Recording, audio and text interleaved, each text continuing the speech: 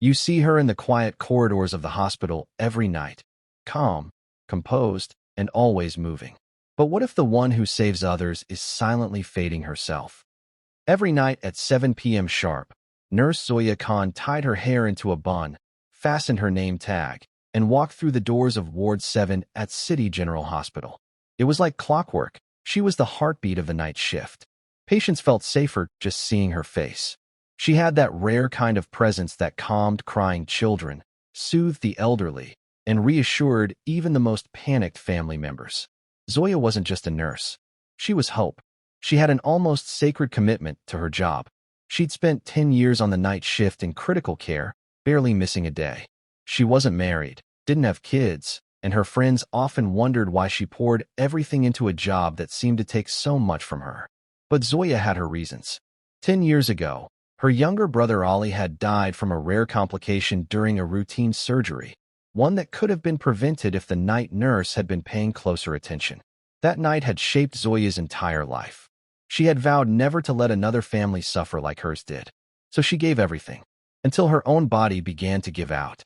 It started small. A little dizziness when standing up too fast. A persistent dry cough. She brushed it off.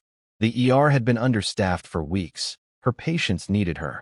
Her own discomfort didn't matter, not compared to a child burning with fever or an old man taking his last breath alone.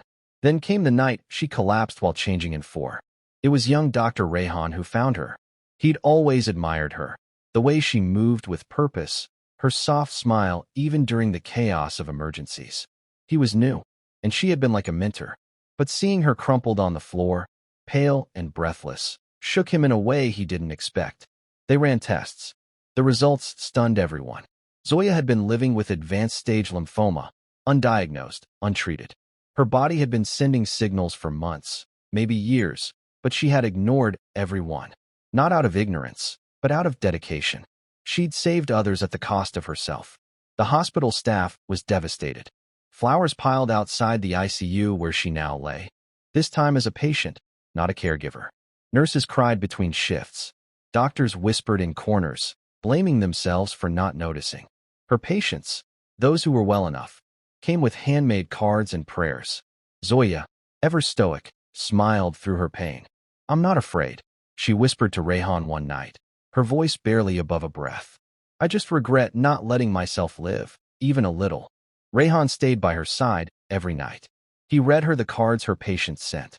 He brought her soup and sometimes just silence. Slowly, she began treatment, chemotherapy, radiation. Her body weakened before it showed any signs of healing. And that's when something unexpected happened. The hospital created a rotating night care unit named the Zoya Project. Inspired by her sacrifice, nurses volunteered extra shifts so no one ever had to go through what Zoya did, alone and unnoticed. Mental health check-ins were instituted. Workload limits enforced. Zoya had changed the system, without ever asking for credit. After 6 months of brutal treatment, her cancer went into remission. The first night she walked back into Ward 7, she wasn't in scrubs. She was in jeans and a simple blouse, holding a small bouquet for a child she'd once treated. The staff burst into tears. And from that day on, Zoya did things differently. She returned to the hospital, but not as a nurse. She became an advocate for healthcare workers' well-being. She led seminars, counseled young nurses, and helped design wellness programs. She reminded everyone that those who save lives also deserve to live their own. The night shift still remembered her. The patients still asked about her. But now, Zoya had found balance between giving and receiving, between saving and living. At the end of the video, she once spent every night saving lives, until her own life hung by a thread. But from her pain rose a movement, a message, a reminder: even heroes must rest. Even caregivers must be cared for. And every life, even the one doing the saving, matters.